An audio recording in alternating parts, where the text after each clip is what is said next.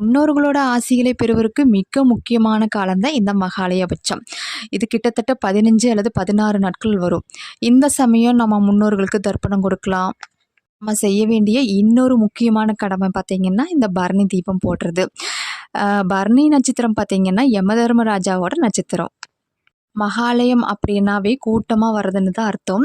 இந்த 15 நாட்களும் நம்ம முன்னோர்கள் நம்ம வீடு தேடி வருவாங்க அப்படிங்கிறது ஐதீகம். நாட்கள்ல நம்ம முன்னோர்கள் அவங்க கர்ம வினைக்கேற்ப சொர்க்கத்துக்கும் நரகத்துக்கும் போவாங்க அப்படின்னு சொல்றாங்க.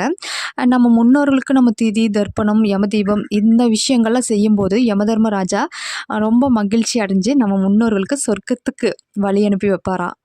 இந்த தீபம் போடுறதுக்கும் இன்னொரு முக்கியமான காரணம் அப்படின்னா, நம்மளை தேடி வர நம்ம முன்னோர்களுக்கும் மீண்டும் திரும்பி செல்வதற்கு வெளிச்சம் காட்டத்தான் இந்த தீபம் போடுவாங்கங்கிறது ஐதீகம்.